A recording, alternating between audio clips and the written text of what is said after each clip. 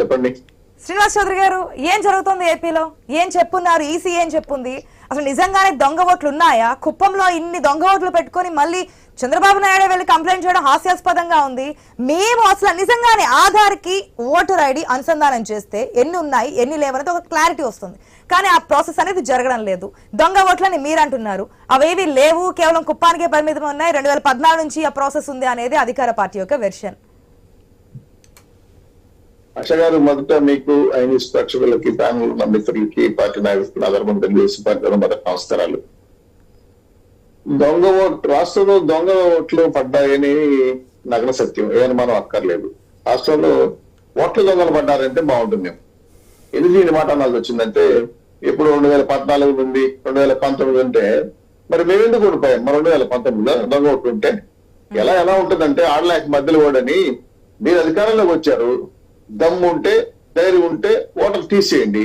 అది చేయలేక election commission మీరు ఢిల్లీకి వెళ్ళి కంప్లైంట్ ఇచ్చాం కదా, రాష్ట్రంలో 65 లక్షల పైచిలకు ఓట్లు మీరు దొంగ ఓట్లు ముద్రించారు, 0 నెంబర్ డోర్ నెంబర్లతో. అలాగే ఒకే కుటుంబంలో మీ కుటుంబ సభ్యులు పెట్టుకుని అనేక రకమైన ఫోటోలు మార్పింగ్ చేసి పెట్టిన ఓట్లు, అలాగే ఫామ్ 6 ను వాడి ఏ విధంగా 1,15,000 ఓట్లు సర్వేలో నమోదు చేశారు, అందులో 13,000 ఓట్లు అప్రూవల్ ఎలా అయింది ఒక్కసారిగా. ఇవన్నీ కూడా ఒక కేంద్ర ఆఫీసు లాగా పెట్టుకొని మీరు కొన్ని ఫ్లోర్లలో కొంతమంది ఎంప్లాయీస్ పెట్టుకుని రాత్రి పగులు పని చేపిస్తున్నారు దొంగోట్లు. అంటే మీకు ఏమి ఓటమి భయపట్టుకుంది? తాడేపల్లి షివరింగ్ అవుతా ఉందా? జగన్మోహన్ రెడ్డి ఓడిపోతున్నారా? Bye bye hello AP, bye bye YCP అంటున్నారా? అంటే మీకు అర్థమైపోయింది కదా సిమ్టమ్స్. అంటే ఓడిపోతాం అనే విషయాన్ని స్పష్టంగా మీరే చెప్తాను మీకు చెప్పడం పరోక్షంగా. సో ఈ విషయాన్ని ఎలక్షన్ కమిషన్ మీద పెడితే ఎలక్షన్ కమిషన్ ఇప్పుడు పోయింది, పోయిమ్మా ఇలా చేస్తారు, ఇది ఏ రాష్ట్రంలో ఇంత ఘోరమైన సంఘటనలు అని చెప్పి. అసలు ఇంకో విషయం సార్, మా ఆశ గారు, ఈ జనరల్ గా ఎలక్షన్ కి బిఎల్ఓలు ఎవరిని పెడతారు? లోకల్ గా ఉన్న రాష్ట్ర ప్రభుత్వ ఉద్యోగుల్ని. వీళ్ళు ఎవరు పెట్టారు? పోలీస్ కానిస్టేబుల్ పెట్టారు, మహిళా పోలీస్ కానిస్టేబుల్. అంటే మీ ఉద్దేశం నాకు అర్థం కాలేదు. బెదిరిస్తారా ఓటర్ల నమోదు విషయంలో తప్పుడు పని చేయడానికి? అంటే ఏ రకంగా ఎంతగా వాడుకుంటున్నారు? పైగా వాలంటీర్లు పెట్టుకోవద్దని చెప్పండి మొత్తుకుంటా ఉంటారు ఈసీ. కావాలంటే వాలంటీర్లు పెడతారు. వాలంటీర్లు ఎవరు? వైఎస్ఆర్సీపీ స్వచ్ఛంద కార్యకర్తలు, సేవా కార్యక్రమాలు చేశారంట. దాని గురించి క్లారిటీ ఇస్తున్నారు శ్రీనివాస్ చౌదరి గారు. వాలంటీర్స్ దాని గురించి క్వశ్చన్ చేస్తుంటే అది కేంద్రం ఆడి చెప్పింది వాలంటీర్స్ ని ఈ ఓట్లకు సంబంధించి వినియోగించుకోవద్దు అంటే, దాని గురించి శ్రీధర్ రెడ్డి గారి క్లారిటీ ఏంటంటే, ఓట్లు తీసేసే విషయంలో గానీ లేదు మా ఓటు పెట్టండి అనే విషయాల్లో గానీ వాలంటీర్స్ ఇన్వాల్వ్మెంట్ తీసుకుంటున్నారా? మీరైనా నేనైనా, ఆఖరి శ్రీధర్ రెడ్డి గారు కావచ్చు, మీరు కావచ్చు, మహేష్ గారు కావచ్చు, ఎవరైనా సరే దానిలో తీసుకొని వెళ్ళి వాళ్ళ ఓటు అనేది జాయిన్ చేయొచ్చు కదా. దాంట్లో ఏముంది? తప్ప ఏం చేశారు వాలంటీర్స్ అంటున్నారు. ఇక్కడ మంచి పాయింట్ చేసుకొచ్చి పెట్టారు. వాలంటీర్లు చేసేది అది కాదు. వాలంటీర్లు ఫామ్ 6 పెట్టి ఎంటర్ చేసేది తర్వాత తీసే పని వాళ్ళు చేస్తారు. ఎందుకంటే ప్రతి 40-50 కుటుంబాలకు వాళ్ళు ఒక మనిషిని పెట్టారు. ఇది టీడీపీ ఓటు, ఇది జనసేన ఓటు అంటే వెంటనే ఒక లేడీ దగ్గర ఫోన్ చేయిస్తారు మాకు. ఏమని? మీ ఇంట్లో ఎవరన్నా గర్భవతులు ఉన్నారా, ఆరోగ్య సమస్యలు ఉన్నాయా, హెల్త్ కార్డు అప్లై అవుతుందని చెప్పి. ఏమీ లేదంటే, సరే సార్ మీకు ఏమీ లేదు, నేను నెంబర్ వస్తుంది, ఓటీపీ నెంబరు, అది చెప్పండి, మేము ఏంజిల్ రాసుకుంటా అని చెప్తాం. నా కర్మ కాదు, నాకే వచ్చింది ఆ ఫోన్. వస్తే నేను అడిగే ఎవరమ్మా మీరు అంటే, మరి హెల్త్ వర్కర్ వాలంటీర్ అని ఫస్ట్ వాలంటీర్ అని చెప్పారు. మాకు వాలంటీర్ మాకు తెలిసి మా అబ్బాయి అమ్మాయి ఇక్కడ మెన్ ఆయన కదా ఫోన్ చేసి నిర్ణయం చేస్తారంటే, లేదు సార్ మాకు హెల్త్ వర్కర్ అన్నారు. ఇప్పుడు ఓటీపీ ఎందుకమ్మా, మా వాలంటీర్ పక్కన పెట్టుకుంటే బయటికి రావచ్చు కదా, నేనే చెప్తానంటే అలా చెప్పని చెప్పిన తర్వాత ఆవిడ వెంటనే కట్ చేసింది. ఇలా విచారిస్తే ఏంటంటే, ఫామ్ 6 ఫామ్ 7 ఎలా వాడుతున్నారంటే, సెల్లో ఫోన్ నెంబర్ పెట్టి ఈ ఓటు తీసేస్తే ఆ ఓటీపీ నెంబర్ ఇస్తే ఓటు తొలగించేస్తాం. ఈ లెక్కన ఈ తిరుపతి పట్టణంలో మేముండే కాన్స్టిట్యూన్సీ లో మా వార్డులోనే 350 దొంగ ఓట్లు ఏర్పించారు. 250 ఓట్లు తీసేసారు టీడీపీ కార్యకర్త ఓట్లు. ఇవన్నీ పట్టుకున్నాం మేము. ఎందుకంటే election commission joint collector RDO గారు మీటింగ్ పెట్టి ఓటర్ లిస్ట్ ఇచ్చారు. ఏమని? వెరిఫై చేసుకోవాలని. 10 ఏళ్ల కింద చనిపోయారు మా పక్క ఇంట్లో, 3 ఇంట్లో. ఇప్పుడు ఆయన ఓటర్ ఉందమ్మా, 10 ఏళ్ల క్రితం చనిపోయారు ఆయన. మీరు తీసేసాము రిలీజ్ కావాలని చెప్పి ప్రతిపక్షాలు ఆర్గ్యూ చేస్తున్నాయి. ఇదంతా కూడా ఫేక్ ఎలిగేషన్స్, ఏమీ జరగలేదు, లేనివి ఉన్నట్లుగా ఉన్నవి లేనట్లుగా సృష్టిస్తున్నారు. ఆశా గారు, పవన్ కళ్యాణ్ గారు, చంద్రబాబు నాయుడు గారు విత్ ఎవిడెన్స్ తో, ఆధారాలతో, అసలు పవన్ కళ్యాణ్ వెళ్ళే అర్హత లేదనేది కదా ఫస్ట్ పాయింట్. ఏ అర్హతతో తీసుకెళ్లారు మీరు పవన్ కళ్యాణ్ అని చెప్పి ఎంపీ క్వశ్చన్ చేస్తున్నారు. మా భారతదేశంలో, భారత రాజ్యాంగంలో ఎలక్షన్ కమిషన్ కి స్వయం ప్రతిపదిగిన హక్కులు రికగ్నైజ్డ్. మీరు సాధారణ ఓటర్ అయినా సరే ఎలక్షన్ కమిషన్ కలిగే అధికారం ఉంది. ఎందుకంటే ఆ ఓటర్ పిలిచింది ఎవరిని? రికగ్నైజ్డ్ పార్టీస్ ని కదా.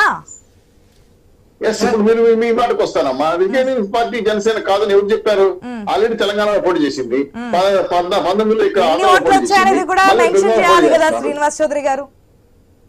పోటీ చేసిన ప్రతి పార్టీ రికగ్నైజ్డ్ ఉంటుందా? శ్రీనివాస్ చౌదరి గారు క్వశ్చన్ అర్థం కాలేదు, మీరు మొదలు మాట్లాడదండి. చెప్పండి ఆశా గారు, చెప్పండి క్వశ్చన్ చెప్పండి. రికగ్నైజ్డ్ పార్టీ అంటే దానికి కొన్ని ఉంటాయి కదా, ఎన్ని స్థానాల్లో గెలవాలి, లేదంటే ఎన్ని ఓట్లు పర్సంటేజ్ కావాలి, ఎన్ని రాష్ట్రాల్లో పోటీ చేశారని కాదు, ఓట్ పర్సంటేజ్ కూడా ఉంటుంది కదా.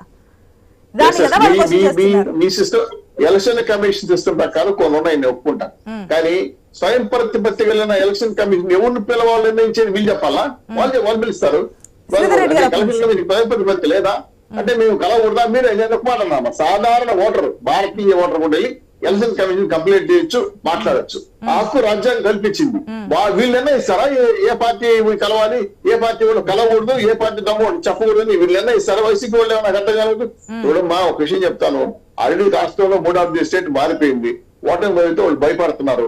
చిన్న విషయాన్ని బోధనలు చూస్తున్నారు. తాడేపల్లి గెస్ట్ హౌస్ లో షేకింగ్ లేవే కదా ఈ రోజు రాష్ట్ర వ్యాప్తంగా సంచలనం సృష్టిస్తున్నది. 80 మంది ఎమ్మెల్యేలు వెళ్ళిపోతున్నారు. మా దగ్గర బేరాలు లేవమ్మా. ఓట్ల సంగతి క్లారిటీ వచ్చిన తర్వాత ఏ పార్టీ ఎంపీలు ఏ పార్టీలోకి జంప్ అవుతూ ఏ కామెంట్స్ చేస్తున్నారు దాని గురించి కూడా మాట్లాడదాం. ఫస్ట్ ఓట్ల సంగతి క్లారిటీ ఒక్కనే చేయకపోదండి. భారత రాజ్యాంగం వజ్రాయుధం లాంటిది ఓటు. దాన్ని తీసే హక్కు ఎవరికి లేదు, చేర్చే హక్కు ఎవరికి లేదు, ఓటర్ తప్ప. కాబట్టి ఎలక్షన్ కమిషన్ నిర్ణయాన్ని శిరోధార్యంగా వహించాలి. ఈ రోజు ఎలక్షన్ కమిషన్ భయపడి సెంట్రల్ గవర్నమెంట్ ఫోర్స్ కొడుతున్నారు. అంటే మీరు భయపడే ఎలక్షన్ కమిషన్ సిబ్బందిని మహిళలు ఎందుకు పెడతారు? ఎంపీఎల్ కానిస్టేబుల్ ని అంటే మీకు అధికారం చేతుల్లో ఉందని ఎలక్షన్ కమిషన్ బెదిరిస్తారా? ఓట్లు రాత్రి పనులు పనిచేసి దొంగోట్లు బెదిరించుకుంటారా? అసలు రాజ్యాంగంలో ఉన్నా వేరే దేశంలో ఇతర వియత్నాంలో ఉన్నా మనకు అర్థం కాలేదు. ఓడిపోతాం బయట ఇదేందా మన దొంగోట్లు బెదిరించుకోవడం నాకు అర్థం కాలేదు. చేతనైతే పాలసీలు మార్చుకొని ప్రజల మనసులు గెలవాలి, ప్రజలు ఓట్లు ఎంచుకోవాలి. ఈవీఎంల మీద ఇదైందని చెప్పారు. ఇప్పుడు ఓడిపోతారని చెప్పి ముందే తెలిసి దొంగ ఓట్లు అనేది ముందే తెర మీద తీసుకొస్తున్నారు అంటుంది అధికార పార్టీ. 100% జగన్మోహన్ రెడ్డి గారి ఓటమి భయంతోనే దొంగ ఓట్ల నాటకాలు జరుగుతున్నాయి. ఇది మొత్తం తాడేపల్లి గారి సోదరులు జగన్ నాటకం, అనుమానమే అక్కర్లేదు.